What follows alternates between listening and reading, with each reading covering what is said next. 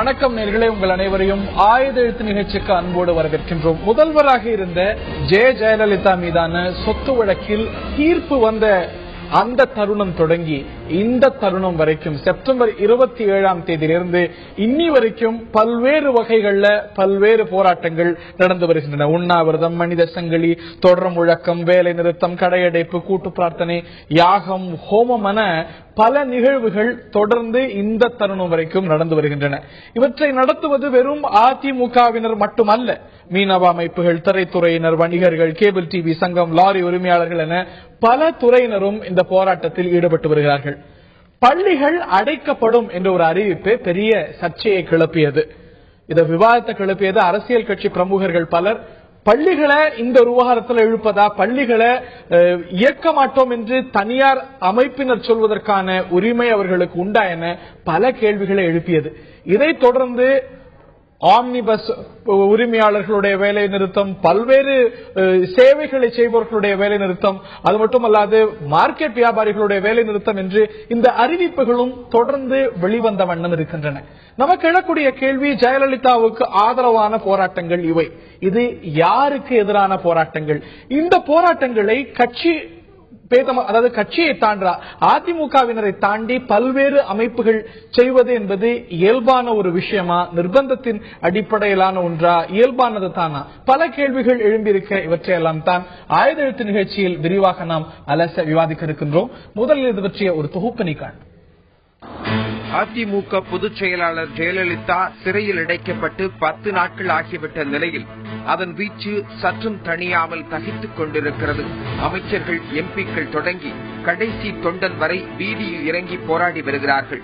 உண்ணாவிரதம், ஆர்ப்பாட்டம் என்று களத்தில் குதித்துள்ள ஆளும் கட்சியினருக்கு மீனவர்கள், மாணவர்கள், வியாபாரிகள், திரைத்துறையினர், பஸ் உரிமையாளர்கள் என்று அனைத்து தரப்பிலும் ஆதரவு பெருகி வருகிறது. அந்த வகையில் நாளை பள்ளிகளுக்கு விடுமுறை அறிவித்து அதிர்வு ஏற்படுத்தியது தனியார் பள்ளி சங்கங்களின் கூட்டமைப்பு. இந்த அறிவிப்புக்கு கடும் கண்டனம் தெரிவித்த எதிர்க்கட்சிகள் போராட்டம் பாதை மாறி செல்வதாக குற்றம் சாட்டியுள்ளன. இதை எதிர்த்து பாமக சார்பில் நீதிமன்றத்திலும் வழக்கு தொடரப்பட்டது. இந்நிலையில் அவசரமாக போராட்டத்தை வாபஸ் பெறுவதாக அறிவித்துள்ளது தனியார் பள்ளி சங்கங்களின் கூட்டமைப்பு. ஆனாலும் அவர்களது அறிவிப்பு பெரும் சர்ச்சையை ஏற்படுத்தியுள்ளது. போராட்டத்தில் ஈடுபட்டுள்ளவர்கள் எல்லாம் உளப்பூர்வமாக போராடுகிறார்களா அல்லது ஆளும் கட்சியின் கரிசனத்தை பெற வேண்டும் என்பதற்காக கட்டாயத்தின் பேரில் போராட்ட களத்திற்கு தள்ளப்படுகிறார்களா என்ற கேள்வியும் பிரதானமாக எழுந்துள்ளது. நீதிமன்றம் தவறான நீதி வழங்கிவிட்டதாக நினைத்தால் அதனை சட்டப்படி எதிர்கொள்வதே ஜனநாயக முறையிலான தீர்வாக இருக்க முடியும் என்றும், நீதிபதியையும் தீர்ப்பையும் விமர்சித்து போராட்டங்கள் நடத்துவதால் எந்தவித மாற்றமும் நிகழ்ந்துவிடப் போவதில்லை என்பது அரசியல் விமர்சகர்களின் கருத்தாக உள்ளது. போராட்டத்தின் வடிவம் தடம் மாறும்போது போராட்டத்திற்கான காரணங்கள் சிதைந்து போகும் என்பது யதார்த்தமான உண்மை. தனியார் பள்ளி குழப்பம் பின்னணியில் யார்? மேலும் பல கேள்விகள் எழுந்திருக்கின்றன. விரிவாக இன்றைய ஆயுத எழுத்து நிகழ்ச்சியில் நாம் விவாதிப்போம். இந்த நிகழ்ச்சியில் நம்முடைய பங்கேற்கிறார்கள் மார்க்சிஸ்ட் கம்யூனிஸ்ட் கட்சியை சேர்ந்த அதனது மாநில செயலாளர் திரு ஜி ராமகிருஷ்ணன் அவர்கள் நிகழ்ச்சியில் இணைகிறார். அவரை அன்போடு நிகழ்ச்சிக்கு வரவேற்கின்றோம். அதே போல அஇஅதிமுகவுடைய தோழமை கட்சியான இந்திய குடியரசுக் கட்சியுடைய மாநில தலைவர் முனைவர் சேகு தமிழரசன் அவர்கள் இணைகிறார். அவரை நிகழ்ச்சிக்கு அன்போடு வரவேற்கின்றோம். அதே போல பொதுப்பள்ளிகளுக்கான மாநில மேடை அமைப்பை சேர்ந்த திரு பிரின்ஸ் கஜேந்திர பாபு அவர்கள் இந்த நிகழ்ச்சியில் நம்முடைய இணைகிறார். தனியார் பள்ளிகள் இந்த ஒரு முடிவை எடுத்தது என்பது தவறான ஒரு விஷயம். இந்த பள்ளிக்கூடங்களுக்கான விடுமுறை அறிவிக்கக்கூடிய உரிமை அரசாங்கத்துக்கு மட்டுமே உண்டு என்பது திரு பிரின்ஸ் கஜேந்திர பாபு அவர்களுடைய பார்வை. என்னுடைய முதல் கேள்வி திரு சேகு தமிழரசன் அவர்களுக்கு தான். கட்சிக்கு அப்பாற்பட்டு பல்வேறு போராட்டங்களை பல்வேறு அமைப்பினர் எழுப்பியிருக்கிறார்கள், நடத்தி வருகிறார்கள். இது பல்வேறு கேள்விகளை எழுப்பியிருக்கிறது. இதை தாண்டி எழக்கூடிய பிரதான கேள்வி, இது எதற்கு எதிரான போராட்டம்? ஜெயலலிதாவுக்கு ஆதரவான போராட்டம் அப்படின்னு புரிஞ்சுக்கிறோம். யாருக்கு எதிரானது இந்த போராட்டம்? கருணாநிதிக்கு எதிரானதா, இல்ல சுப்பிரமணியன் சுவாமிக்கு எதிரானதா, இல்ல குன்ஹாவுக்கு எதிரானதா, இந்த ஒரு தீர்ப்பு வழங்கி இருக்கக்கூடிய கர்நாடக நீதிமன்றத்துக்கு எதிரானதா, நீதித்துறைக்கு எதிரானதா?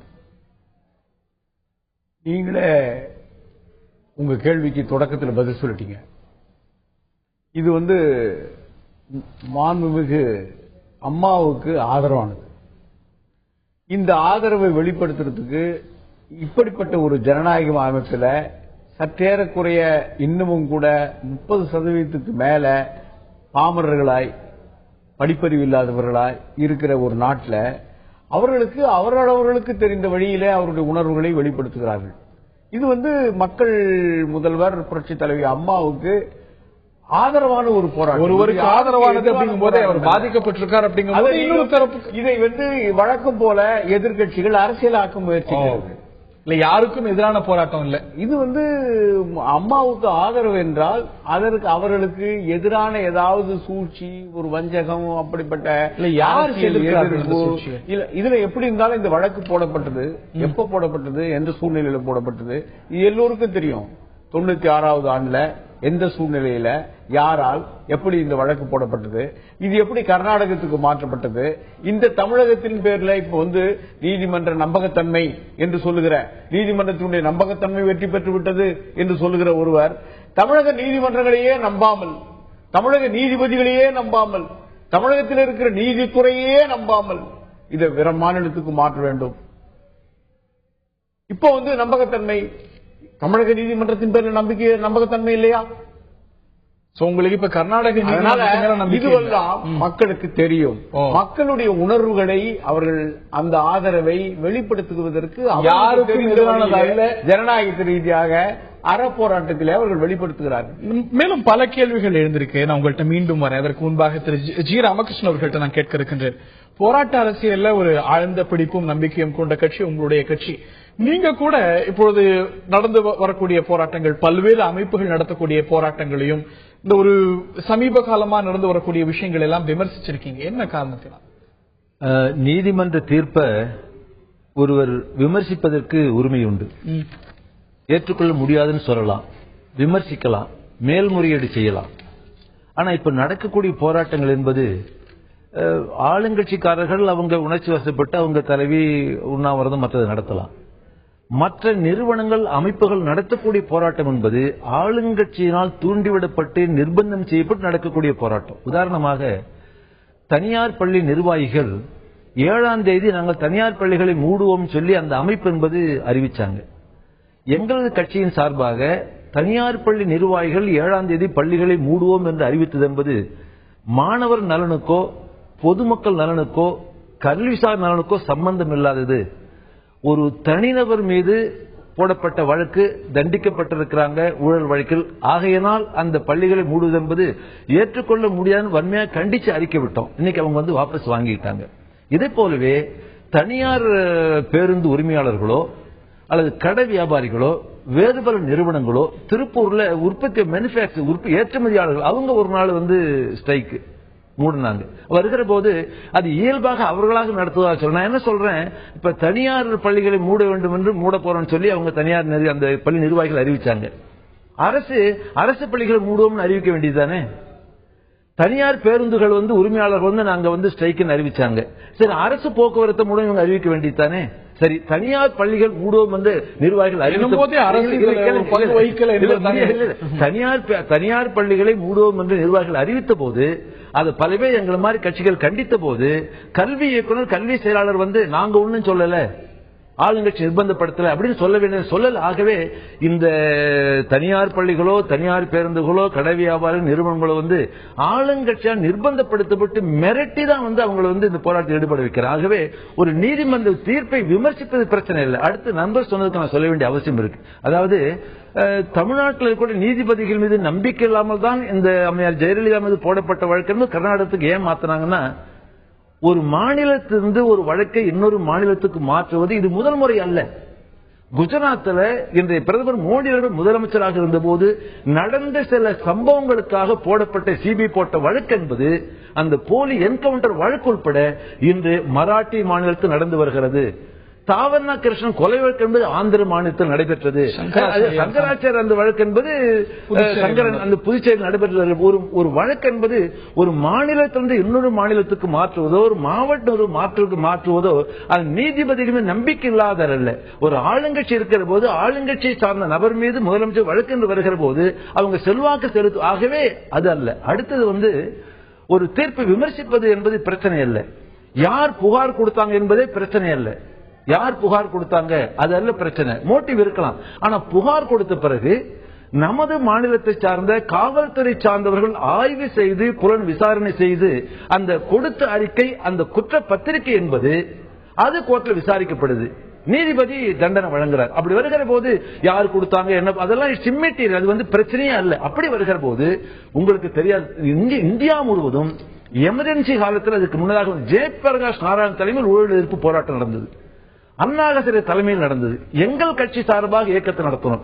இதுதான் கணக்கில் எடுத்துக்கொண்டுதான் பாராளுமன்றத்தில் லோக்பால் சட்டம் கொண்டு வரப்பட்டது. இன்னும் சொல்ல போனா இந்த வழக்கு 18 வருஷமா நீடித்த போது இடையில் பாராளுமன்றத்தில் கொண்டு வரப்பட்ட சட்டம் என்பது இப்படி ஊழல் வழக்கில் ஒருவர் தண்டிக்கப்பட்டால் உடனடியாக பதவி பறிபோகும் என்பது சமீபத்தில் கொண்டு வரப்பட்ட சட்ட திருத்தம். இவைகளாம் இருக்கிற போது ஒட்டுமொத்தமாக 120 கோடி மக்கள் மத்தியில ஊழல், லஞ்சம், அரசியலுக்கு ஆட்சிக்கு வருபவர்கள் மக்களுக்காக சேவை செய்ய வேண்டும் விமர்சிக்கலாம். ஒரு தீர்ப்பை எதிர்த்து இந்த அளவுல வந்து ஒரு தனியார் போராட்டம் நடத்துவதற்கான மக்களுடைய சகஜ வாழ்க்கை பாதிப்பது போல் எந்த நடவடிக்கையும் எடுக்கக்கூடாது. ஆளுங்கட்சி தூண்டிவிட்டுதான் அனைத்தும் நடந்துட்டு. மீண்டும் நான் உங்கள்கிட்ட வரேன். உங்களை நிச்சயமாக பல கேள்விகள் இது சார்ந்து இருந்திருக்கிறது. நான் உங்கள்கிட்ட வரதுக்கு முன்னாடி திரு பிரின்ஸ் கிட்ட முதற்கட்ட பார்வையை மட்டும் நான் கேட்க இருக்கின்றேன். தனியார் பள்ளிகள் இந்த அறிவிப்பை வெளியிட்டாங்க, நாங்க வந்து ஒரு நாள் போராட்டம் நடத்த போறோம் அப்படின்னு. உங்கள்கிட்ட இருந்து ஒரு அறிக்கை வந்து இதற்கான உரிமை, விடுமுறை அளிக்கிறதுக்கான உரிமை கல்வித்துறைக்கு மட்டும்தான் இருக்கிறது, தனியார் பள்ளிகளுக்கு கிடையாது, தனியாருக்கு அந்த உரிமை கிடையாது அப்படின்னு. இதற்கு முன்னுதாரணங்கள் இல்லை என்கிறீர்களா?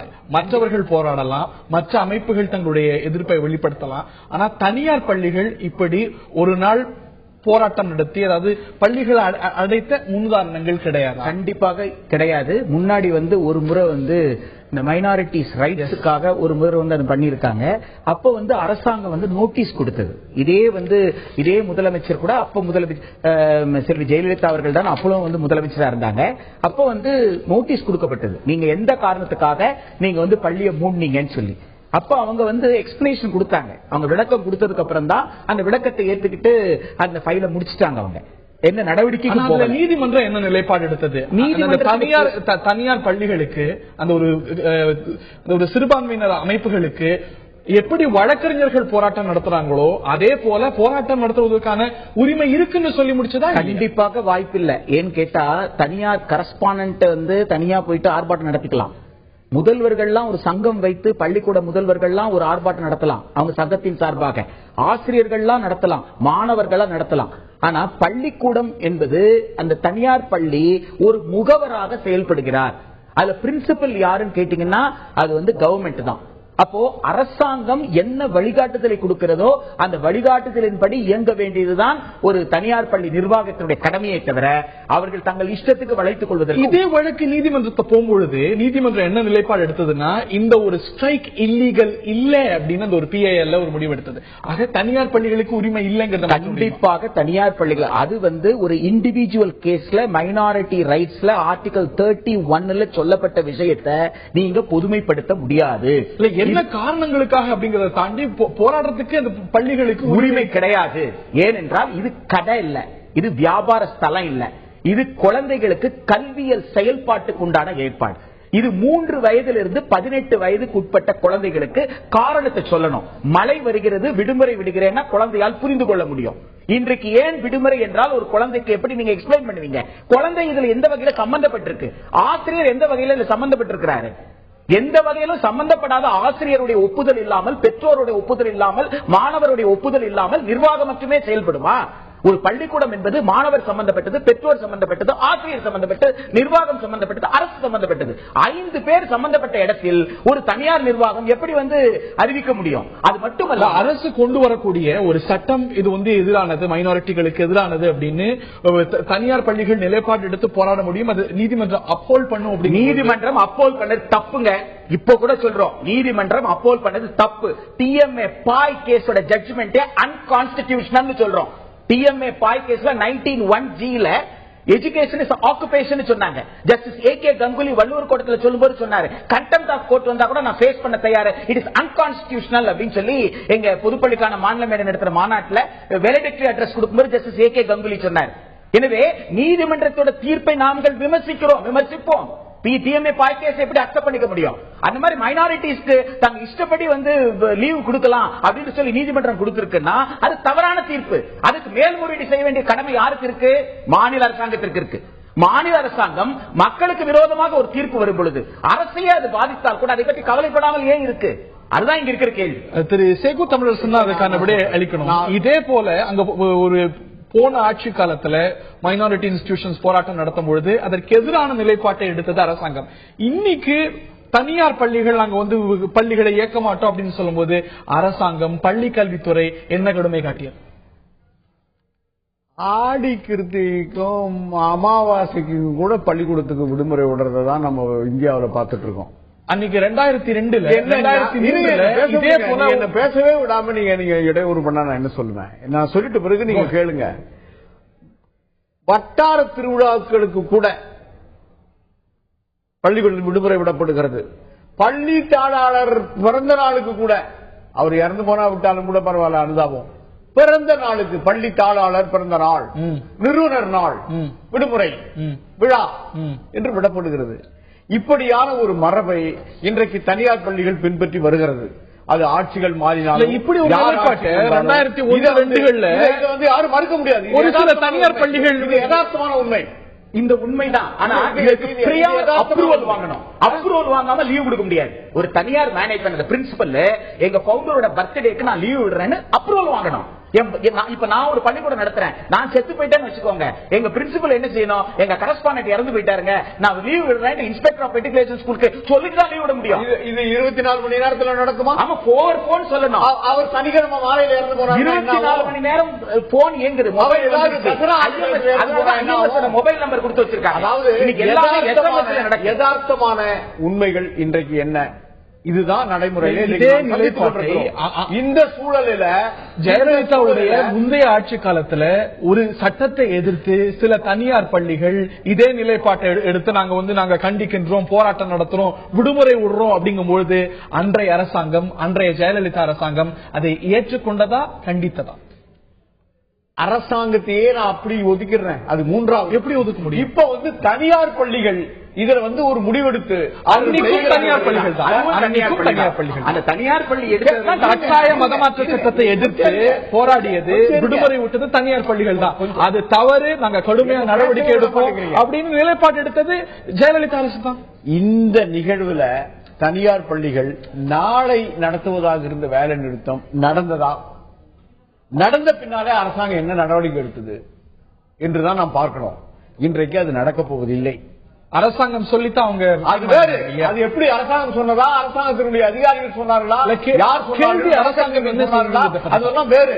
ஆனால் 2 சட்டத்தின் முன்னால் நிற்பது உங்களுடைய அந்த பார்வையில, அந்த சட்ட பார்வையில யதார்த்த நிலைகளை மீறி உங்களுடைய பார்வையில அது நிகழ்ந்ததா? நிகழ்ந்த பின்னால் அரசாங்கம் என்ன செய்தது? இதுதான் கேள்வி. இதற்கு முன்னால யூகத்தினுடைய அடிப்படையில இது எல்லாம் நீங்கள் சொல்லிக் கொண்டிருந்தால் இதுவும் அரசியலாக்கப்படுகிறது என்பதுதான் சொல்றேன். இப்போ ஒரு அந்த கல்வி நிலையங்கள்ல குறிப்பா ஒரு மாணவர் சங்கம், மாணவர்கள் வந்து ஒரு வேலைநிறுத்த போராட்டத்தில் கலந்து கொள்ள வேண்டும் என்று ஒரு அறிவிப்பு விடுறாங்கன்னு சொன்னா, அல்லது தொழிற்சங்கம் தொழிலாளிகள் வேலைநிறுத்தம் செய்ய போறாங்க கலந்து கொள்ள அறிவிப்பு விட்டா அரசாங்கம் என்ன செய்வாங்க? அது வந்து கல்வி நிலையங்களாக இருந்தாலும், போக்குவரத்தா இருந்தாலும், மற்றதா இருந்தாலும், இது வந்து அந்த குறிப்பிட்ட தினத்தில் எல்லாம் நார்மலாக இயங்கும், பள்ளிகள் நடைபெறும், கல்லூரிகள் நடைபெறும், போக்குவரத்து இருக்கும்னு சொல்லுவாங்க. நாங்க போராட்டம் நடத்துறப்ப போராட்டத்தில் கலந்துக்கணும்னு சொல்லுவோம்.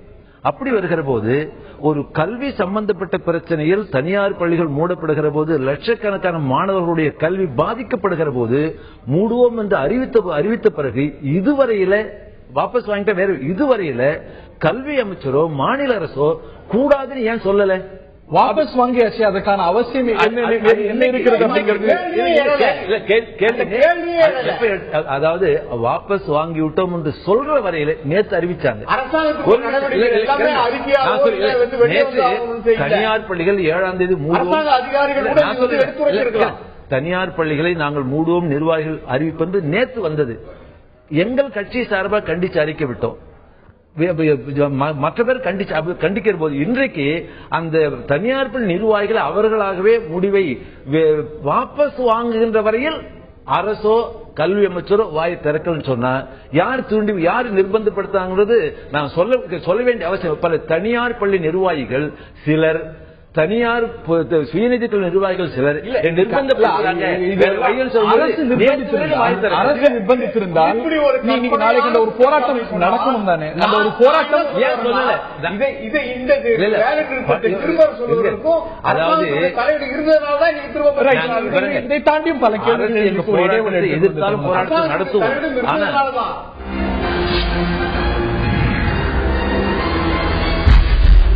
ஜெயலலிதா மீதான சொத்து வழக்கில் தீர்ப்பு வந்த நாள் முதலே பல்வேறு போராட்டங்கள் தொடர்ந்து நடைபெற்று வருகின்றன. பள்ளிகள் மூடப்படும் அப்படிங்கிற ஒரு அறிவிப்பு பெரிய விவாதத்தை கிளப்பியது. பிறகு அந்த அறிவிப்பை பின்வாங்கப்பட்டது. பல போராட்டங்கள் மக்களை பாதிக்கும் வகையிலும் இருக்கின்றதா? யாருக்கு எதிராக நடக்கக்கூடியவை இந்த போராட்டங்கள்? நீதிமன்ற தீர்ப்புக்கு எதிராக பல கேள்விகள் எழுந்திருக்க இந்த போராட்டங்கள் தான் விவாத பொருளாகி இருக்கிறது. இதைத்தான் விவாதித்து வருகின்றோம். நான் திரு ஜி ராமகிருஷ்ணன் அவர்கள்ட்ட நான் கேட்க இருக்கின்றேன். நீங்க முதற் பகுதியில் குறிப்பிட்டீங்க, அதே போல உங்களுடைய அறிக்கையிலையும் குறிப்பிட்டிருக்கீங்க. ஒரு வந்திருப்பது நீதிமன்ற தீர்ப்பு. நீதிமன்ற தீர்ப்பை விமர்சிக்கலாம், ஆனால் நீதிமன்ற தீர்ப்புக்கு எதிராக நடக்கக்கூடிய போராட்டங்கள் நியாயமானதா? ஆர் தே ஜஸ்டிஃபைட் அப்படிங்கிற ஒரு கேள்வியை பதிவு செஞ்சிருக்கீங்க இல்லையா? இதுதான் உங்களுடைய பார்வை இல்லையா? இந்த ஒரு பாரம்பரியத்தை, இந்த ஒரு வழக்கத்தை உங்களுடைய கட்சி தொடர்ந்து பின்பற்றி வந்திருக்கிறதா? அதாவது நீதிமன்ற தீர்ப்பை விமர்சிப்பதோடு எதிர்த்து கூட குரல் எழுப்பலாம். ஆனா இப்ப நடக்கக்கூடிய போராட்டம் என்பது ஆளுங்கட்சியின் சார்பாக தனியார் பள்ளி தனியார் பள்ளி நிர்வாகங்களை, தனியார் பேருந்து அந்த உரிமையாளர்களை, வியாபாரிகள் சங்கத்தை, திரைப்பட துறையில் இருக்கக்கூடிய அந்த நிர்வாகிகள், அந்த கலைஞர்களை, இப்படி பல்வேறு துறைகளில் ஆளுங்கட்சி நிர்பந்தப்படுத்தி நடக்கக்கூடிய போராட்டம் என்பது பொதுவாக பொதுமக்களுக்கு சகஜ வாழ்க்கைக்கு ஒரு இடையூறு விளைவிக்கக்கூடிய அடிப்படையில் இந்த போராட்டம் நடைபெறுகிற போது இது சரியானதல்ல. நீங்களுமே கூட உங்களுடைய பேட்டிகள் எல்லாம் குறிப்பிட்டிருந்தீங்க, நீதிமன்ற தீர்ப்பு இது ஒரு வழக்காடு மன்றத்தில் அணுக வேண்டிய ஒரு விஷயம் அப்படின்னு. உங்கள் கட்சியை சேர்ந்த ஒரு ஐ திங்க் மிஸ்டர் ஜெயராஜன் நினைக்கிறேன், எம்பி ஜெயராஜன் அப்படிங்கிற ஒரு சட்டமன்ற உறுப்பினர் கண்டெம்ப்ட் ஆஃப் கோர்ட் வழக்கில் தண்டிக்கப்படுகிறார். அதை எதிர்த்து நீதிமன்ற தீர்ப்புக்கு எதிராக மார்க்சிஸ்ட் கம்யூனிஸ்ட் கட்சி போராட்டம் நடத்துகிறது. உங்களுக்கும் அந்த ஒரு வழக்கம் இருக்கு. இப்ப ஆளுங்கட்சியை சார்ந்தவர்கள் உண்ணாவிரதம் நடத்துறாங்க, அல்லது கோவில்ல ஹோமம் ஏதோ பண்றாங்க, டிஃபரண்ட் மேட்டர். அதை பற்றி சொல்லல. நான் சொல்லுவது என்பது ஒரு அரசு ஆட்சியில் இருக்கக்கூடிய ஒரு அரசு, அதிமுக அரசு இருக்கு. அந்த அதிமுக அரசு வருகிற போது ஆளுங்கட்சிக்கு ஒரு செல்வாக்கு இருக்கும்.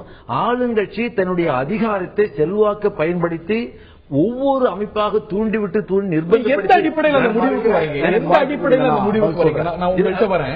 இல்ல இப்போ ஒரு மீனவர்களோ, திரைத்துறையினரோ, இல்ல ஆம்னிபஸ் ஓட்டுநர்களோ, பள்ளிகளோ ஆளுங்கட்சியுடைய தூண்டுதல்ல இல்ல நிர்பந்தத்துல தான் இந்த ஒரு போராட்டத்தை நடத்துறாங்கன்னு எந்த அடிப்படையில கடந்த முன்ன விவாதிக்கிறப்பவே நேற்று காலையில அந்த தனியார் பள்ளி நிர்வாகிகள் 7ஆம் தேதி மூட போறோம்னு அறிவிச்சாங்க.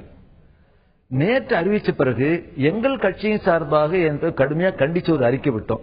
இன்றைக்கு அநேகமாக ஒரு மதியம் 2-3 மணி வரையில அந்த தனியார் பள்ளி நிர்வாகிகள் நாங்கள் வாபஸ் வாங்குகிறோம், மூட மாட்டோம் என்ற அறிவிக்க கிட்டத்தட்ட ஒரு 24 மணி நேரம். ஏன் அரசு தவறுன்னு சொல்லக்கூடாது?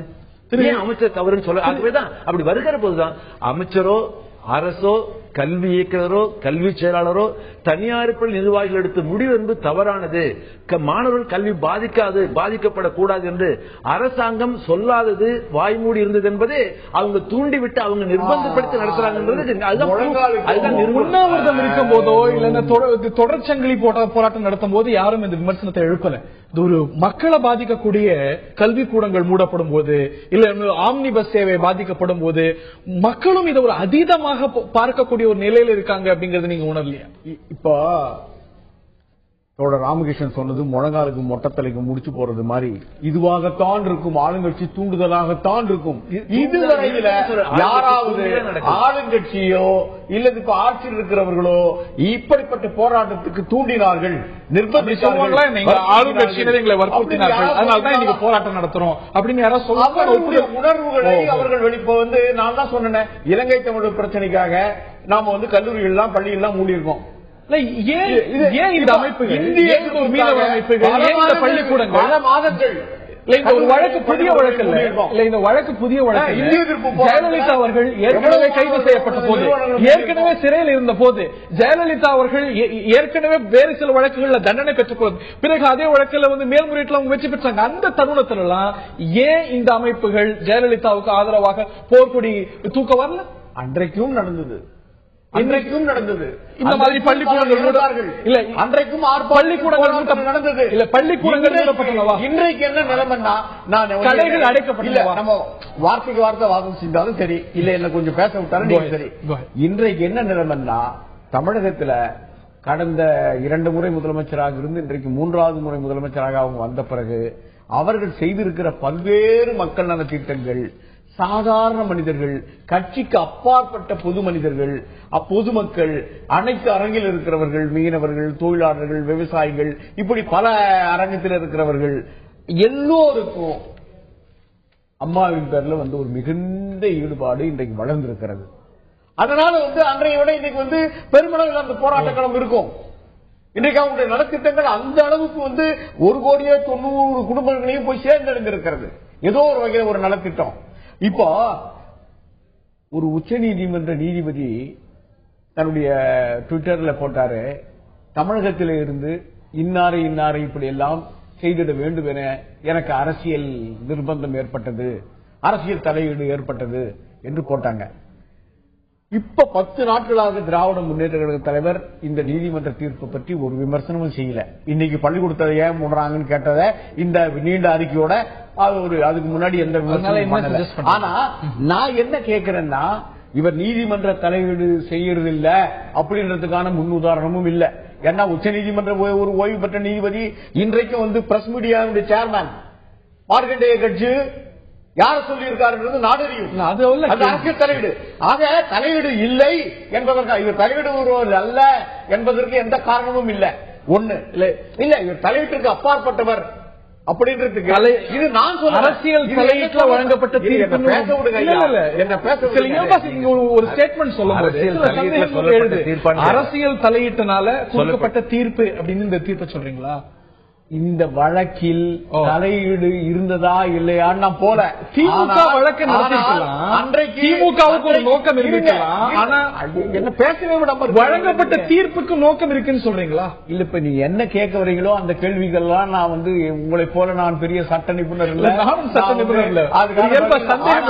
ஆனால் நான் சொல்ல வருவது, நீதிமன்ற நிர்வாகத்தில் தலையிடுகிறவர் அல்ல, தலையிடு யார் தலையிட்டவர் அல்ல. அதுவல்ல கேள்வி. இதுவெல்லாம் அந்த உச்ச நீதிமன்ற நீதிபதி சான்றிதழ் தந்திருக்கிறார். சரி, அது அவர் யார் இருக்கிறார் என்பதை இன்றைக்கு அதனால இந்த எங்கிருந்து தமிழகத்திலிருந்து எந்த அதனால இந்த யார் தலையிட்டு இருங்க. அதனால இந்த தீர்ப்பு தலையீட்டின் அடிப்படையில் வழங்கப்பட்ட தீர்ப்பு என்னங்க? நீங்க நான் தான் சொல்றது முழங்க. நீங்க நான் இவர் சந்தேகத்துக்கு அப்பாற்பட்டவர் அல்ல, இங்க இருக்கிற அரசியல் கட்சி தலைவர்கள் சந்தேகத்துக்கு அப்பாற்பட்டவர்கள் அல்ல என்பதை நான் சொல்ல வருகிறேன். இரண்டாவது நீதிமன்ற விமர்சனத்தை பத்தியும், ஏற்கனவே அம்மாவுக்கு ஆதரவா டான்சில ஒரு வழக்கில் நீதிமன்ற நீதிபதி அவர்களுக்கு ஆதரவா அவர்கள் குற்றமற்றவர் என்ற ஒரு வழக்கை தீர்ப்பை சொன்ன போது அப்ப என்ன சொன்னாங்க? இது வாங்கப்பட்டதா வழங்கப்பட்டதா? குற்றமற்றவர் தீர்ப்பு இல்ல. அதாவது டான்சி வழக்கோட தீர்ப்புக்குள்ள போக வேண்டாம். திரு பிரின்ஸ் கே சந்திரபாபு அவர்கள்ட்ட நான் கேட்க இருக்கின்றேன். அவர் சொல்வது போல அதிமுகவினர் மட்டுமல்ல, பல்வேறு அமைப்புகளை சேர்ந்தவங்க போராடுறாங்க. அப்படிங்கும் போது எல்லாருமே நிர்பந்தத்தின் அடிப்படையில தான் போராடுறாங்கன்னு ஒரு முடிவுக்கு வந்துட முடியுமா? இல்ல எல்லாரும் போராடுறாங்க, நாமும் போராடாட்டி தப்பா இருக்கும் அப்படிங்கிற ஒரு எண்ணத்தின் அடிப்படையில போராடுறாங்க அப்படின்னு சொல்லிச்சு. 2 விஷயத்தை நான் கவனிக்க வேண்டியது இருக்கு. 22 நாள் முதல் முறை இவர்கள் சிறையில் இருந்தார்கள். அப்ப அவங்க ஆட்சியில இல்ல, அவங்க எதிர்கட்சி. 22 நாள் சிறையில் இருந்தாங்க. ஒரு நாள் கூட இந்த மாதிரியான போராட்டத்தை அனைத்து இந்திய அண்ணா திராவிட முன்னேற்ற கழகத்தை சார்ந்தவர்கள் கூட பண்ணல. அன்னைக்கு அனைத்து இந்திய அண்ணா திராவிட முன்னேற்ற கழகத்தில் இருந்த சட்டமன்ற உறுப்பினர்கள் கூட ஒரு நாள் கூட உண்ணாவிரதம் உட்காரல. இதுதான் அவங்க 22 நாள் ஜெயிலில் இருக்கும் போது நடந்த விஷயம். இன்னைக்கு நாம என்ன பார்க்க வேண்டியது இருக்குன்னா, மிகப்பெரிய ஊழல் செய்து கொண்டிருப்பவர்கள் மட்டுமே இந்த போராட்டத்தை தலைமை தாங்கி நடத்தி கொண்டிருக்கிறார்கள். ஆமினி பஸ் யாரு? ஆமினி பஸ் தீபாவளி டைம்ல 1000 கணக்கில் சீட்டை வித்துக்கிட்டு இருக்காங்க. சரிங்களா? அப்போ சீட்டை விட்டு கொண்டிருக்கக்கூடிய டிட்டர்மினேஷன் கமிட்டி இருக்குல்ல, இல்ல ஃபீ டிட்டர்மினேஷன் கமிட்டி ஒன்னு இருக்கு இல்லீங்களா? ஃபீ டிட்டர்மினேஷன் கமிட்டி ஃபிக்ஸ் தெளிவா சொன்னேன். நடைமுறைப்படுத்த மாட்டேன்னு சொல்ல தமிழகத்துல முதலமைச்சர்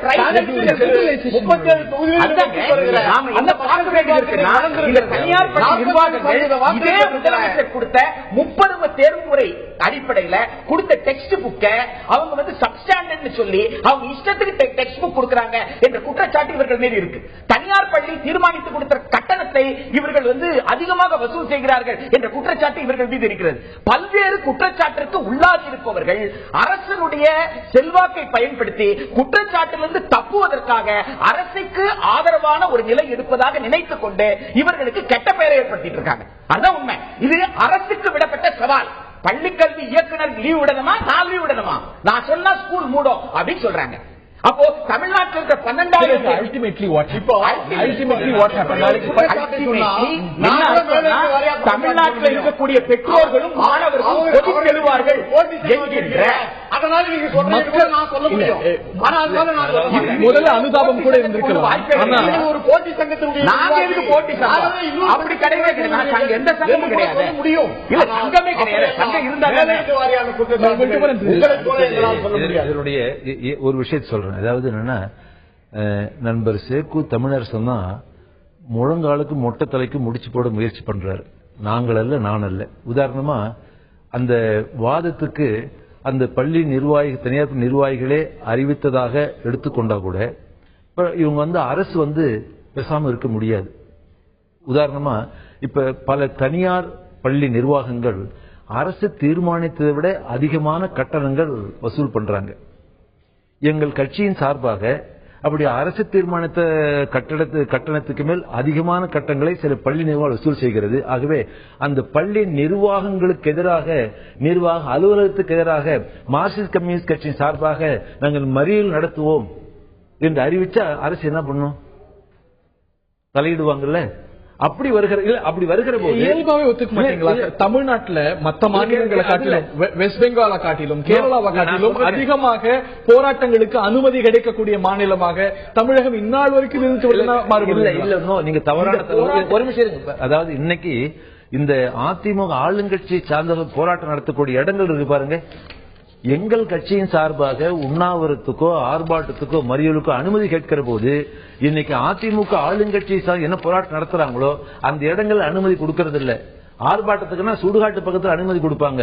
உண்ணாவிரதம் எங்கேயாவது அனுமதி. ஆகவே 2012 மட்டும் தமிழ்நாட்டில் 10,000க்கும் மேற்பட்ட ஆர்ப்பாட்டங்களுக்கு அனுமதி கொடுக்கப்பட்டிருக்கு. கேரளாலையும் வெஸ்ட் பெங்காலையும் விட பல மடங்கு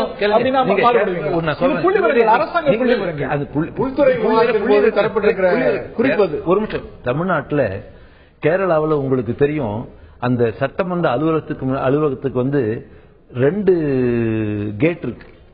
ஒரு கேட்டு வந்து சட்டமன்ற உறுப்பினர்கள் அமைச்சர்கள் செல்வதற்கான ஒரு கேட்டு, இன்னொரு கேட்டு சமரன் கேட்டுன்னு பேரு, அப்படின்னா போராட்ட வாயில்.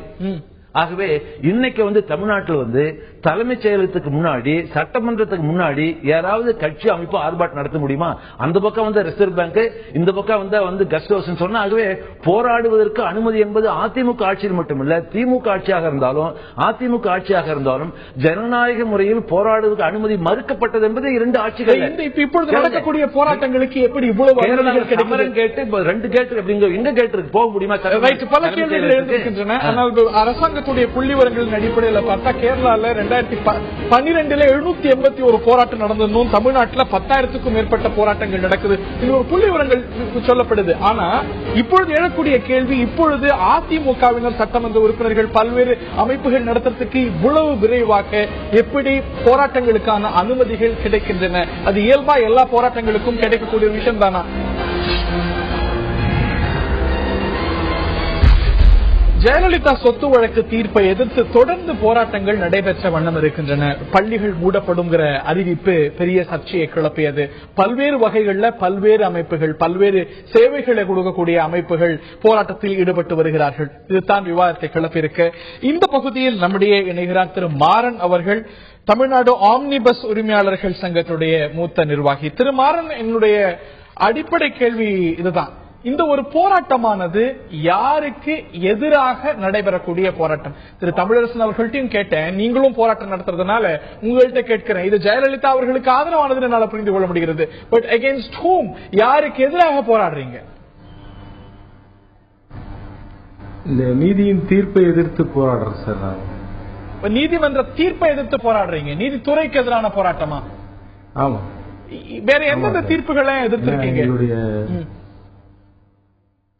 இல்ல, இந்த பர்டிகுலரா இந்த மாண்புமிகு முதல்வர் அவர்களுக்கு ஏற்பட்ட அந்த தீர்ப்பை எதிர்த்து நாங்க போராடுறோம் சார். இந்த ஒரு வழக்கு என்பது தவறானது, இந்த தீர்ப்பு இப்படி வந்திருக்க கூடாது அப்படிங்கிறது உங்களுடைய பார்வை இல்லையா? ஆமா சார். இந்த ஒரு வழக்கு அப்படிங்கிறது புதிய வழக்கு அல்ல. இது 18 ஆண்டுகளாக நடைபெற்று வருது.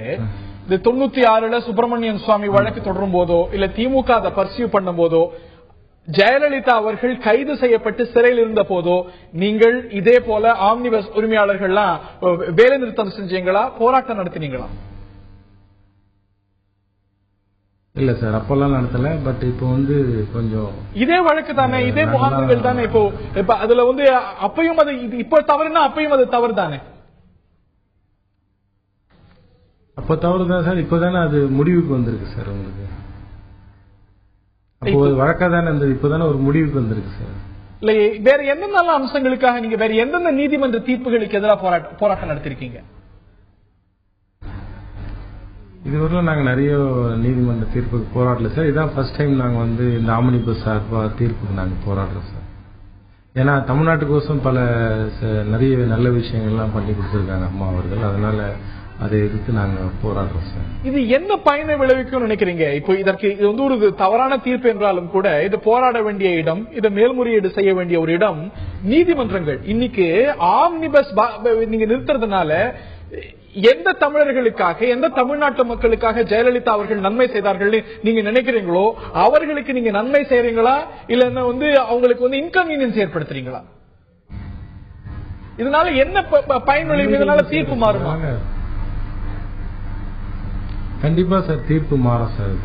நீங்க எல்லாருமே எல்லா தரப்பு மக்களும் பண்றாங்க சார். அதனால நாங்களும் அதுக்குன்னு சொல்லி பண்ணல. ஆம்னி பஸ்க்குன்னு எல்லா விதமான தொழில சம்பந்தப்பட்டவங்க எல்லாம் பண்ணவங்க எல்லாருமே நல்ல முறையில நிறைய வளர்ச்சிகள் அந்த தமிழ்நாட்டு கண்டிருக்கு சார். அதனால இந்த நிறைய வளர்ச்சி கண்டிருக்கிறதுனால சில தீர்ப்புகள் கோசம் நாங்க போராடுறோம். இல்ல, ஆம்னி பஸ் ஒரு நாள் ஓடாததுனால தீர்ப்பு மாறும், இல்லன்னா மேல்முறையீடுல வேற நிலைப்பாடு நீதிமன்றங்கள் எடுக்கக்கூடும் நம்புறீங்களா?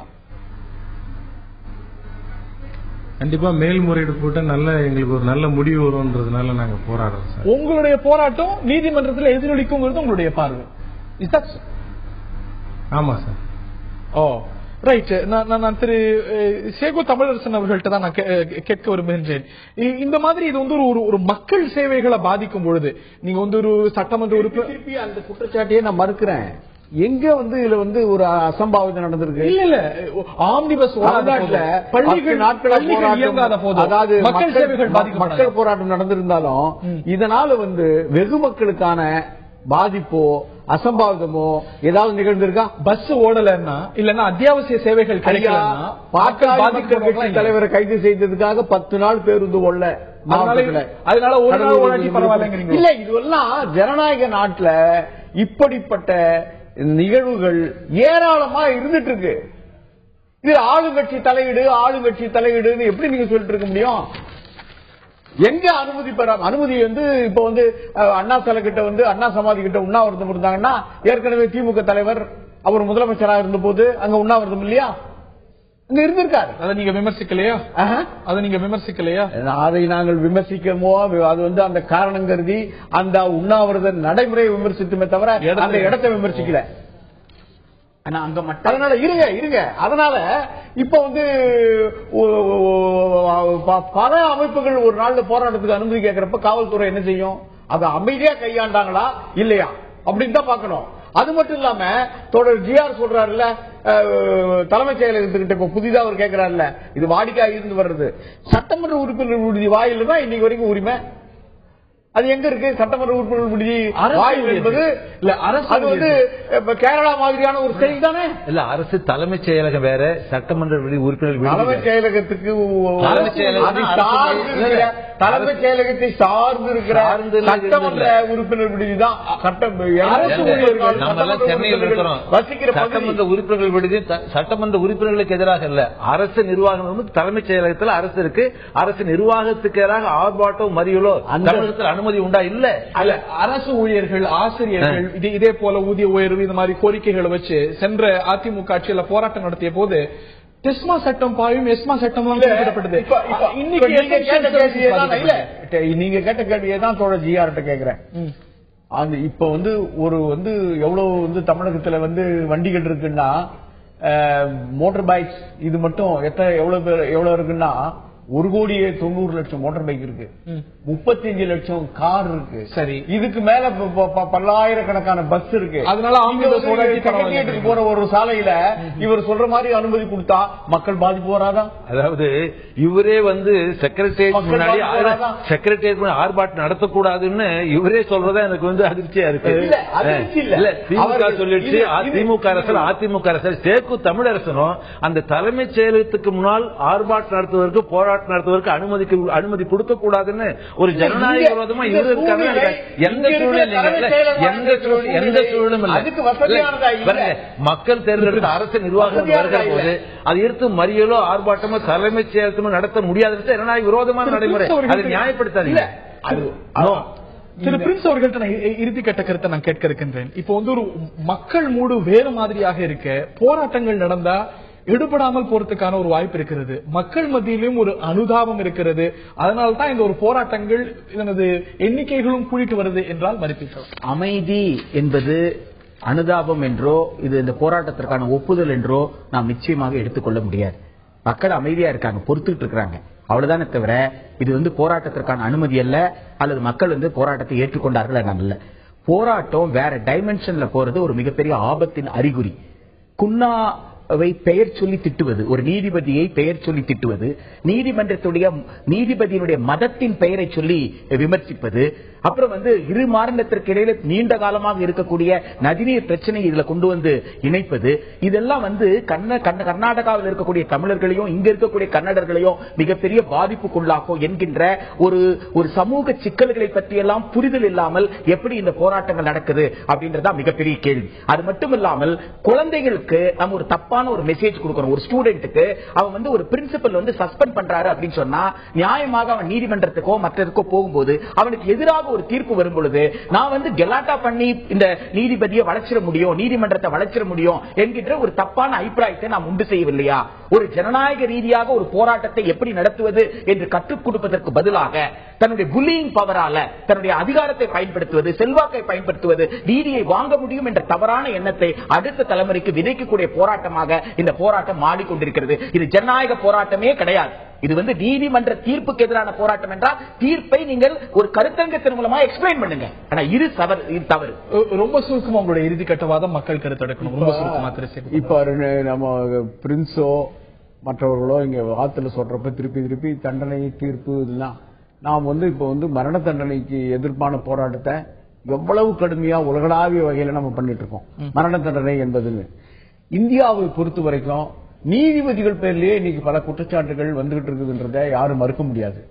இது உச்ச நீதிமன்றம் நீதிபதிக்கு எதிராக ஒரு போஸ்டர் இல்லன்னா என்ன பேசவே விட மாட்டேங்கிறீங்க. நான் பேசுறது ஒரு நீதிபதி ஒரு பேர் சொல்லி அந்த அடிப்படையில் ஒரு கட்சி போஸ்டர் ஓட்டுறது அப்படிங்கிறது நியாயம். அந்த மாதிரி கட்சியினுடைய அமைப்பு ரீதியான எந்த இடத்துல வந்திருக்காரு. குன்னாவுக்கு எதிராக ஓட்டப்பட்ட போஸ்டருக்கும் அதிமுகவுக்கும் சம்பந்தம் இல்லை.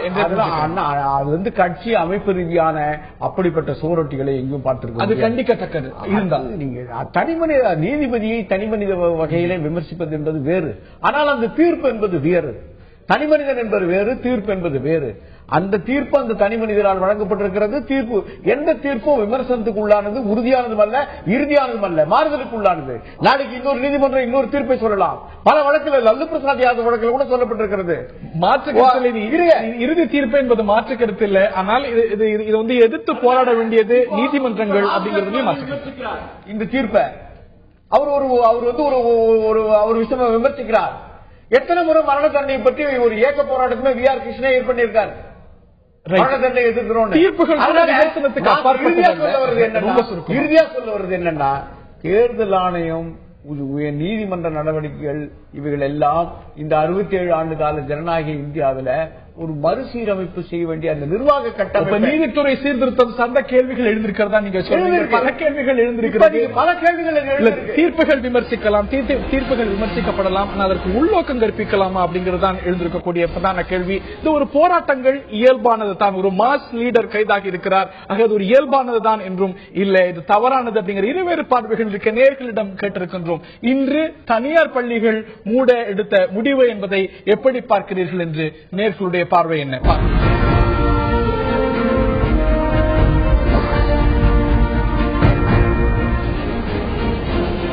தனியார் பள்ளிகளை மூட எடுக்கப்பட்ட முடிவானது சரியானதே என்று 45%, இது அதீதமானது என்று 51%.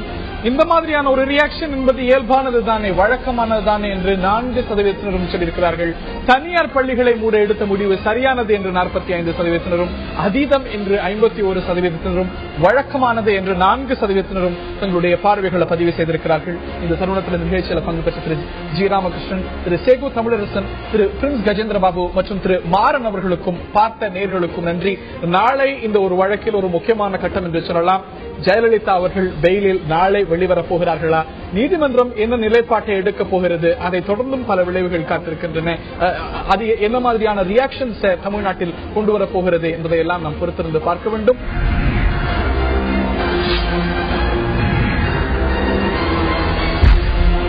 ஆயுதெழுத்து நீட்சிக்கு உங்கள் அனைவரையும் அன்போடு வரவேற்கின்றோம். தமிழ்நாட்டில் ஒரு தீர்ப்பால் ஒரு மிகப்பெரிய பரபரப்பு அரசியலில் ஏற்பட்டிருக்கிறது என்றால், மகாராஷ்டிரா, ஹரியானா உள்ளிட்ட தேர்தலை எதிர்நோக்கி இருக்கக்கூடிய மாநிலங்களில் தேர்தல் ஜுரம் பற்றி இருக்கிறது. பாஜக, காங்கிரஸ் 2 கட்சிகளும் பல பரீட்சை இந்த தேர்தலில் நடத்துகிறார்கள். நரேந்திர மோடி, சோனியா காந்தி ஆகிய பெரும் தலைவர்கள் இந்த தேர்தலில் பிரச்சாரம் செய்து வருகிறார்கள். 2 கட்சிகளுக்கும் இடையே, 2 பிரதான கட்சிகளுக்கும் இடையே ஒரு சொற்போர் மீண்டும் மூண்டிருக்கிறது என்று சொன்னால் மிகையல்ல. நரேந்திர மோடி காங்கிரஸை விமர்சிக்க, ஆளும் பிஜேபியை நோக்கி சோனியா காந்தி பல முக்கியமான கேள்விகளை எழுப்பியிருக்கிறார். இன்ஃபிளேஷன் என்னாச்சு, குறைந்ததா? கருப்பு பணத்தை மீட்கின்றேன் என்று பாஜக சொன்னதே என்ன ஆயிற்று என்ற பல கேள்விகளை எழுப்பியிருக்கிறார். நரேந்திர மோடி சார்ந்த பல விமர்சனங்களை அவர் செய்திருக்கிறார். இப்பொழுது நமக்கு எழக்கூடிய கேள்வி, பாரத பிரதமர் நரேந்திர மோடி சொல் வீரரா, செயல் வீரரா? குற்றச்சாட்டு, பதிலுக்கு இன்னொரு குற்றச்சாட்டு என்று பரஸ்பர குற்றச்சாட்டு என தேர்தல் ஜுரம் மகாராஷ்டிரா, ஹரியானா உள்ளிட்ட மாநிலங்களில் பற்றியிருக்கிறது. பாரத பிரதமர் நரேந்திர மோடி மீதும் பாஜக மீதும் காங்கிரஸ் தலைவர் சோனியா காந்தி பல குற்றச்சாட்டுகளை அடுக்கி இருக்கிறார். நிறைய பேசுகிறார்கள், குறை குடம் கூத்தாடும் என்று கடுமையான விமர்சனங்களை எல்லாம் வைத்திருக்கிறார். அதை சொல்ல காங்கிரசுக்கு தார்மீக உரிமை இருக்கிறதா? அந்த குற்றச்சாட்டில் நியாயம் இருக்கிறதா? பல கேள்விகள் எழுந்திருக்கின்றன.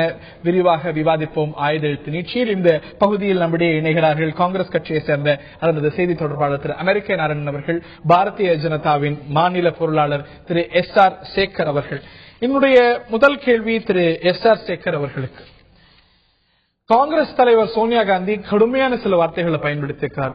கோரை கூடம் தான் கூத்தாடும், empty vessels make more noise என்ற கடுமையான விமர்சனங்களை எல்லாம் வைத்திருக்கிறார். இதை தாண்டி அவர் எழுப்பியிருக்கக்கூடிய சில கேள்விகள் விவாதத்தை கிளப்பி இருக்கின்றன. கருப்பு பணத்தை 100 நாட்கள்ல மீட்போம் என்று பாஜக சொன்னதே என்ன ஆயிடுச்சு? இப்ப ஸ்வச் பாரத், சுத்தமான பாரதம், இந்த மாதிரி புதிய மூமெண்ட்ஸ் எல்லாம் நீங்க தொடங்கி இருக்கீங்க, நல்ல விஷயம் தான். ஆனா தேர்தல் பிரச்சாரத்துல இந்த காலகட்டத்துக்குள்ள இதை செய்து முடிப்போம் அப்படின்னு நீங்க சொன்னீங்களே, இந்த விஷயங்கள்லாம் என்னாச்சு? 100 நாட்களுக்கு மேல ஆயிருக்கிறதே என்று சோனியா காந்தி கேள்வி எழுப்பியிருக்கிறார். இந்த கேள்வியில நியாயம் இல்லைன்னு நான் சொல்றீங்க திரு சேகர்? அதாவது 2 விஷயங்கள். ஒன்னு, இந்த கருப்பு பணத்தை மீட்போம் என்று பாரதிய ஜனதா கட்சி சொன்னதற்கு சோனியா காந்தி கேட்டிருக்கின்ற கேள்வி தார்மீக உரிமை சோனியா காந்திக்கு இல்லை. என்ன காரணம்னு சொல்றேன். 2004 காங்கிரசுடைய தேர்தல் அறிக்கையில கருப்பு பணத்தை மீட்போம் இதே 100 நாளில், அதுவே 2009 மறுபடியும். ஆனால் எதுவுமே நடக்கல.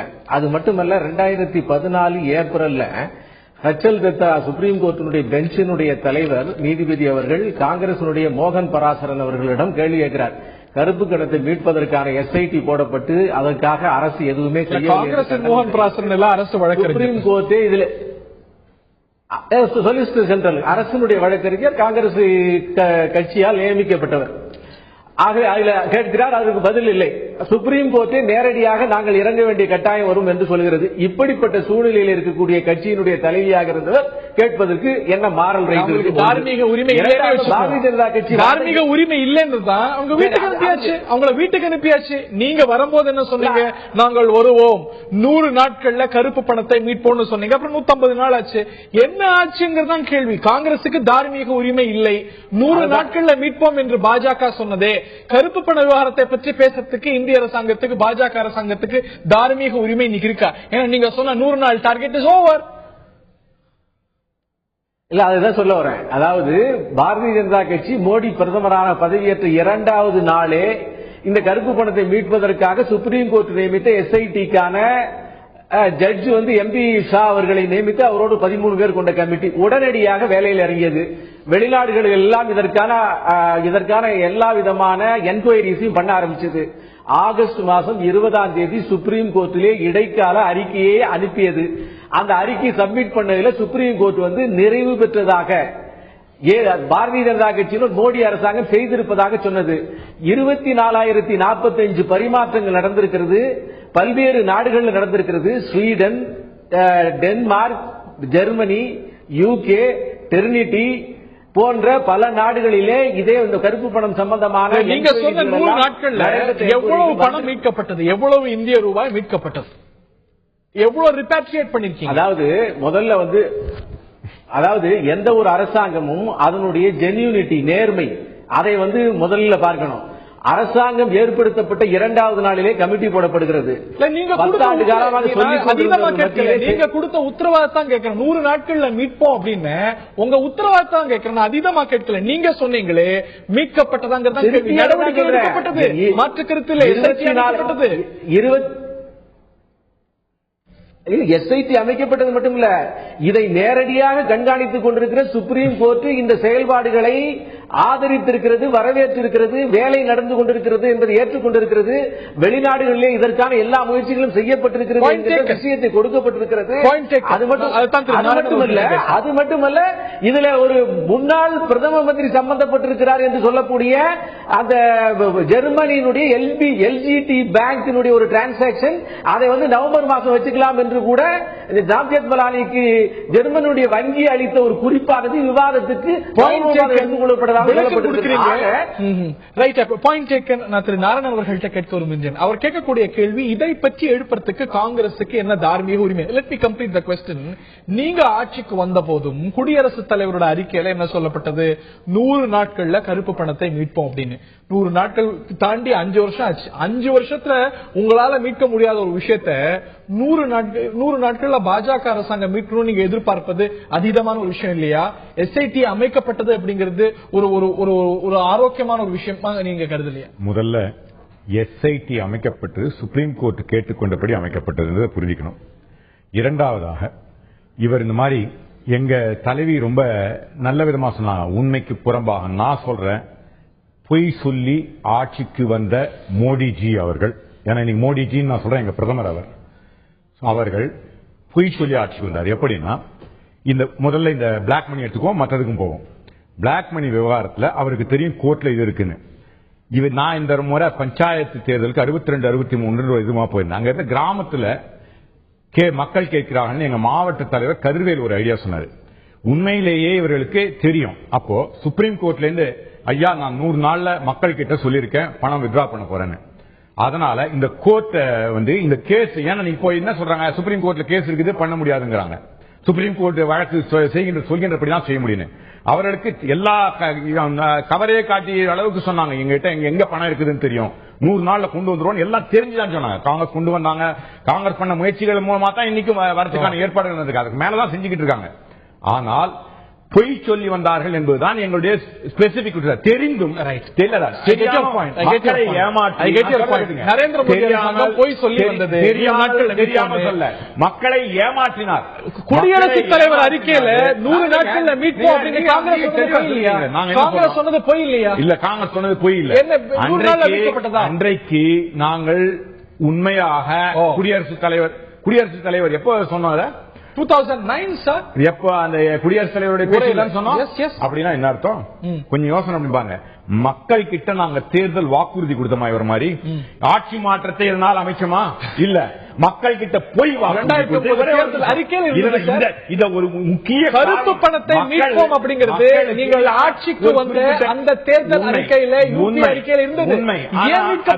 காலகட்டம் நாங்கள் குறிப்பிடவில்லை என்பதும் உண்மை என்பதை நீங்கள் ஒப்புக்கொள்வீர்கள். காலகட்டத்தை குறிப்பிட்டது காங்கிரஸ். ஒரே ஒரு நிமிடம். அது குடியரசுத் தலைவர் இல்ல, முயற்சி செய்து கொண்டு வருவோம் தான் நாங்க. அதன் பேரில் இன்னும் கேட்டா ஒரு கவரையே கொண்டு சுப்ரீம் கோர்ட்டு கொடுத்தோம். நீங்கள் வேண்டுமானால் வெளியிடுங்கள். உண்மையா இல்லையா? கருப்பு பணத்தை கொண்டு வர எல்லா முயற்சியும் நடந்தது. வெளிநாடுகளிலிருந்து தகவல் வாங்கப்பட்டது. அந்த தகவல் உச்ச நீதிமன்றத்தினிடையே பகிரப்பட்டது என்பது உண்மை. ஒன்று. இரண்டாவதாக இவர்கள் தெரிந்தே போய் சொன்னார்கள். இந்த விஷயத்துல மட்டும் இல்ல, காவேரியை மாற்றிடுவோம்னு ஒரே சொன்னாங்க. அப்புறம் இதே சுப்ரீம் கோர்ட்டு கிட்ட போய் 18 வருடமாகும். எப்படி மக்களை ஏமாற்றாங்கன்னு பாருங்க. பொய்யாலே, அதாவது பொய்யை சொல்லி எப்படி, அதாவது ஒரு சில பேரை ஒரு சில நேரங்கள் எப்பொழுது ஏமாற்றலாம், பல பேரை ஒரு சில நேரங்கள் ஏமாற்றலாம். எல்லா மக்களையும் எல்லா நேரங்களிலும் ஏமாற்ற முடியாது என்று மோடிஜி அவர்களும் பாரதிய ஜனதா கட்சியும் புரிஞ்சுக்கணும். அவர் சொன்னாங்க 13வது இடத்துல இருந்த மோடி குஜராத் மாடலை பத்தி பேசி ஆட்சி. நிறைய விஷயங்கள் அடுத்தடுத்த விஷயங்களுக்கு போயிட்டு இருக்கோம். மேலும் பல கேள்விகள் எழுந்திருக்கின்றன, விரிவாக பேசுவோம்.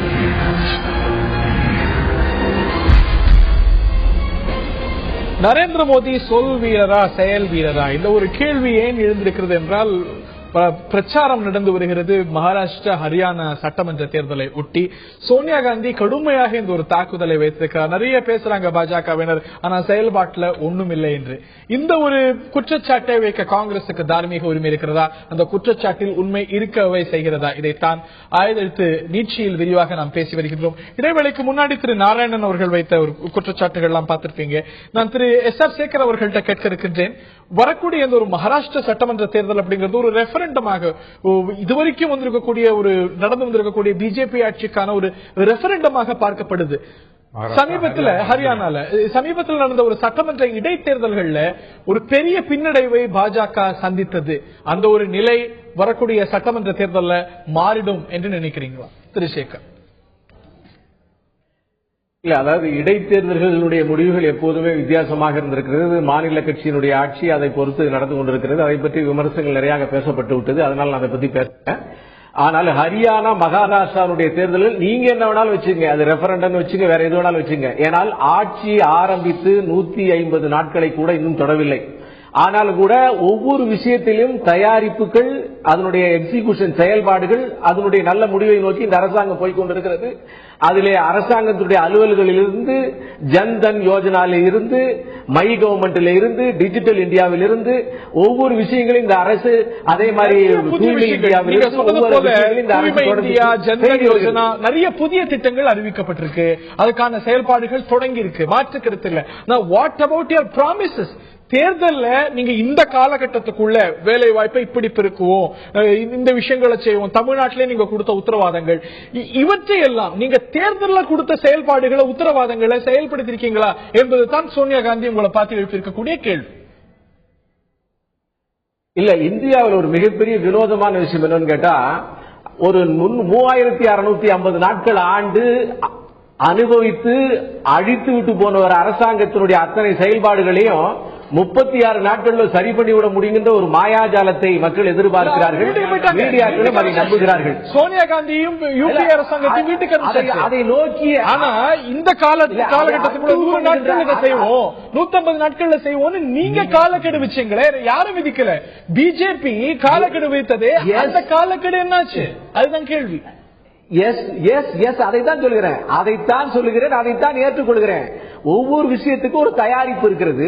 தயாரிப்புக்கு அப்புறம் எக்ஸிகியூஷன் செயல்பாடு இருக்கிறது, செயல்பாட்டுக்கு அப்புறம் தான் முடிவு வரும். இந்த தயாரிப்புகள் மிக சுத்தமாக மிக அழகாக எஸ்ஐடி போடப்பட்ட அதில் கமிட்டி போடப்பட்டு வெளிநாடுகள் அத்தனையும் விசாரிக்கப்பட்டு அதனுடைய முடிவுகள் வர ஆரம்பித்திருக்கிறது. அடுத்த செயல் ஆகியிருக்குது. நீங்க செப்டம்பர் மாதம் 17ஆம் தேதி டைம்ஸ் ஆஃப் இந்தியா எடுத்து பாத்தீங்கன்னா கருப்பு பணத்தை ஒழிப்பதற்காக intelligence bureau, CBI, enforcement directorate, revenue intelligence, அதோடு சேர்ந்த பைனான்ஸ் கமிட்டியினுடைய பார்லிமெண்டரி ஸ்டாண்டிங் கமிட்டி, அதோடு சேர்ந்த எஸ்ஐடி, இப்படியாக இத்தனை குரூப்புகளும் உட்கார்ந்து பேசி அதற்கான ஒரு முடிவு எடுத்து மொத்தமாக அந்த கருப்பு பணத்தை இந்தியாவுக்குள்ளேயும் சேர்த்து வெளியே கொண்டு வருவதற்கான ஒரு செயல்பாடு ரொம்ப குறைவா இருக்கு. அதற்கேற்ற நகர்வுகள் செய்யப்படுது அப்படிங்கிறது உங்களுடைய பார்வை. நாராயணன் அவர்கள்ட்ட கேட்க பொதுவாக சில குற்றச்சாட்டுகளை சோனியா காந்தி சொல்லிட்டாங்க. இன்ஃபிளேஷன் பணவீக்கம் என்னாச்சு, குறைக்கிறேன் நாங்கள் என்னாச்சுன்னா அவங்க வந்து ஸ்டாட்டிஸ்டிக்ஸ் எடுத்து பாருங்க, கடந்த சில மாதங்கள்ல குறைந்திருக்கிறதா கூட்டிட்டு. முதல்ல இவங்க என்ன சொன்னாங்க, ஊழலை குறைப்போம்னு ஆட்சிக்கு வந்தாங்களா இல்ல, உண்மையா இல்லையா? சுப்ரீம் கோர்ட் ஊழல் இருக்கவங்க எல்லாம் வெளில போனோம்னு சொன்னாங்களா இல்லையா? இவர்களுடைய மந்திரி சபையில மத்திய மந்திரி சபையும் குஜராத் மந்திரி சபையில ஊழல் குற்றச்சாட்டும் சார்ஜ் ஷீட் செய்யப்பட்ட மந்திரிகள் இருக்காங்களா இல்லையா? ஊழல் குற்றச்சாட்டு இருக்கிறவங்களுக்கு காங்கிரஸ் சீட்டு கொடுத்ததா இல்லையா? இல்ல மன்மோகன் சிங் அமைச்சரவையில ஊழல் குற்றச்சாட்டுகள் இல்லையா? இதுக்கு உட்படுவார்கள் என்று எங்க சொன்னாங்க. நீங்க தயவு செஞ்சு நீங்க சீட்டு கொடுத்தீங்களா இல்லையா? நீங்க இல்ல நீங்க பாருங்க, நான் பேச முடிச்ச பிறகு நீங்க கேள்விகளை கேளுங்க. ஒன்று, இவர்கள் சொன்னது ஊழல்களை குறைப்போம்னு. சுப்ரீம் கோர்ட் சொன்ன பிறமும் ஊழல் குற்றச்சாட்டு சாட்டப்பட்ட மற்ற கிரிமினல் குற்றச்சாட்டு சாட்டப்பட்ட மந்திரிகளை வச்சிருக்காங்க. ஒண்ணு. அதே மாதிரி இன்னொன்னு சொன்னாங்க, நான் ஏற்கனவே சொல்ல வந்தேன், மாநில காங்கிரஸ் ஆளக்கூடிய மாநிலங்களில் நீங்க சொல்லக்கூடிய மக்களிடம் என்னுடைய செய்திகளை நேரத்தை குறைக்காதீங்க. பத்தி பேச இவர்களுடைய ஆட்சியை பற்றியும் இவர்களுடைய பிரச்சாரத்தை பற்றியும் இவருடைய பொய்யை பற்றியும் ஆட்சிக்கு வந்த பிறகும் பொய்யை இன்னொரு கேள்வி கேளுங்க. ஹரியானால என்ன பண்ணாங்க, நாங்க வந்து இவர் மோடி சர்க்கார் சொன்னாரு 13வது இடத்துல இருந்த மோடி சர்க்கார் நான் மோடி மாதிரி ஒரு இந்தியாவே மாற்ற போறேன்னு. ஹரியானால இந்தியாவிலேயே முதல்ல பெர் கேபிட்டா இருக்க மாநிலம் ஹரியானா. 2005 14வது இடத்துல இருந்த ஹரியானா இன்று இந்தியாவில் 1,35,007 ரூபாய் சம்பாதிச்சு முதலிடத்தில் இருக்காங்க. இந்தியாவில் ஸ்போர்ட்ஸ்ல முதலிடம் அதிகமாக தங்கப்பதக்கம் வாங்கிய ஏசியா கேம்ஸ், ஒலிம்பிக் கேம்ஸ்ல வாங்கினவங்க எங்க காங்கிரஸ் இதுல இருந்த ஹரியானா. அது மட்டும் இல்ல, இவங்க பல திட்டங்களை அறிவிச்சாங்க. அவங்க என்ன சொன்னாங்க, மோடி என்ன சொன்னாரு, இன்வெஸ்ட் இன் இந்தியா சொன்னாரு. அதை நாங்க ஆரம்பிச்சோம். மேக் இன் இந்தியா சொன்னாங்க. நேஷனல் மேனுபேக்சரிங் பாலிசில நாங்க கொண்டு வந்தது. கவர்மெண்ட் டு பிசினஸ் போர்ட்டல் கொண்டாங்க. அது 2013 ஆரம்பிச்சு மறுபடியும் அதே சொல்றாரு. ஒரே நிமிஷம், இவர் என்ன இப்ப சொன்னார்ல தூய்மை இந்தியான்னு, நான் போய் கிளீன் பண்ணேன். எங்க பிரதமர் சொன்னதை நான் பெருமையா நினைக்கிறேன். ஆனால் இது சஞ்சய் காந்தி சொன்னது, நிர்மல் இந்தியா பழைய புதிய லேபிளுங்க. அதேதாங்க அவர் பண்றாரு. பழைய கல்லு, பழைய மொந்த, புதிய லேபிள். இந்த ஒரு குற்றச்சாட்டு கூட மாத்திரம், இந்த ஒரு குற்றச்சாட்டு ஒரு பக்கம் இருக்கு. அவர் செயல் வீரரே அப்படிங்கிறது திரு எஸ்.ஆர். சேகர் அவர்களுடைய பார்வை. இதற்கான ஒரு பொது வாக்கெடுப்பு, ஒரு ரெஃபரண்டம் போல மகாராஷ்டிரா, ஹரியானா சட்டப்பேரவை தேர்தல்கள் நடைபெற இருக்கின்றன. இந்த 2 மாநிலங்கள் மோடியுடைய ஆட்சியை எப்படி பார்க்கின்றன, காங்கிரசுடைய குற்றச்சாட்டுகளை ஏற்கப் போகின்றனவா? ரொம்ப நாட்கள் அதற்கு நாம் பொறுக்க வேண்டியதில்லை. நிகழ்ச்சியில் பங்கு பெற்ற திரு அமெரிக்க நாராயணன் அவர்களுக்கும் திரு எஸ்.ஆர். சேகர் அவர்களுக்கும் பார்த்த நேயர்களுக்கும் நன்றி கூறி விடைபெறுகின்றோம். வணக்கம்.